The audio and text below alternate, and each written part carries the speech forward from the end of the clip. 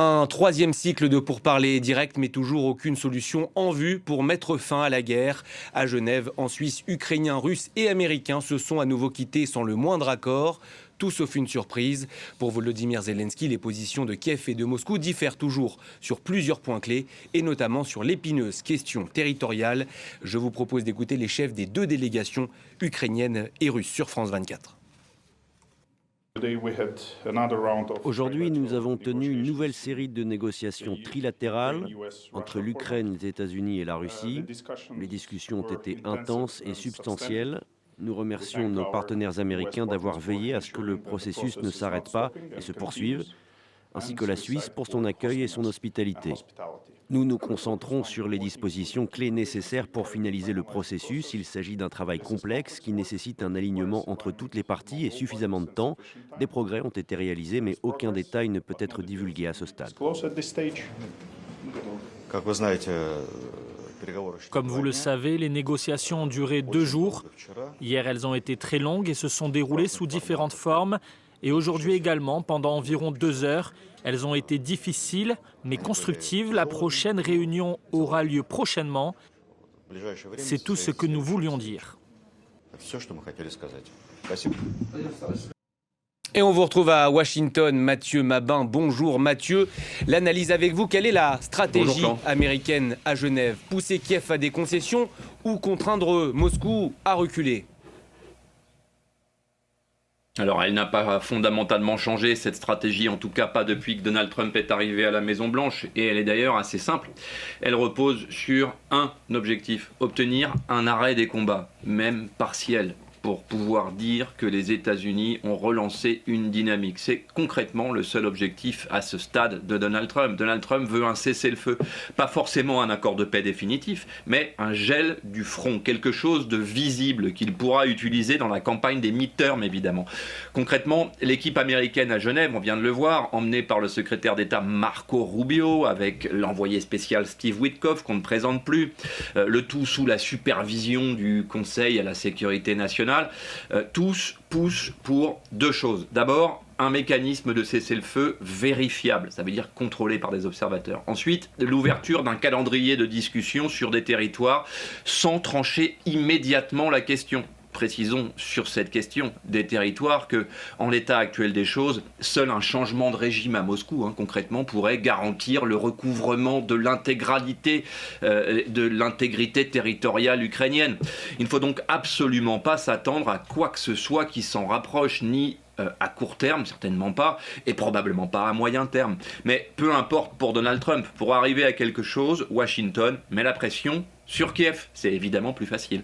Officiellement, le soutien à l'Ukraine reste donc intact, en tout cas le soutien diplomatique, puisque le soutien financier, on le rappelle, lui s'est arrêté, mais en coulisses, les Américains demandent à Volodymyr Zelensky de montrer qu'il est prêt à discuter, et donc à concéder, certains diront à se soumettre.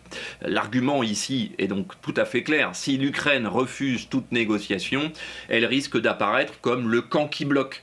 En face, Moscou ne cède strictement rien sur les territoires occupés, pas plus que sur le reste, et là, les États-Unis ont peu de leviers supplémentaires. Les sanctions sont déjà massives, on le sait, on ne sent pas vraiment une volonté américaine de s'attaquer à la flotte fantôme russe, par exemple, ce qui pourtant frapperait Moscou au portefeuille de manière assez significative, peut-être même déterminante. Donc la stratégie américaine n'est pas de forcer la Russie à capituler, c'est de voir si un gel du conflit est possible, parce que dans le fond, la vision de Donald Trump n'a pas radicalement changé non plus. Dans le monde de Trump, l'Amérique pourrait s'accommoder d'une Ukraine coupée en deux pour un siècle, et ça ne serait pas dramatique pour l'équilibre du monde, en tout cas pas pour l'Amérique.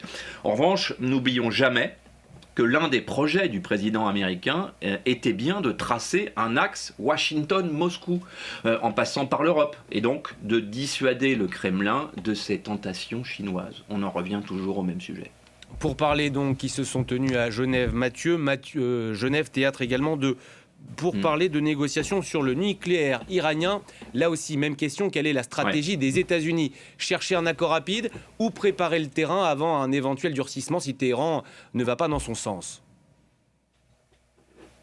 Alors, d'abord, les États-Unis veulent savoir si l'Iran est prêt à ralentir concrètement, très concrètement, son programme nucléaire.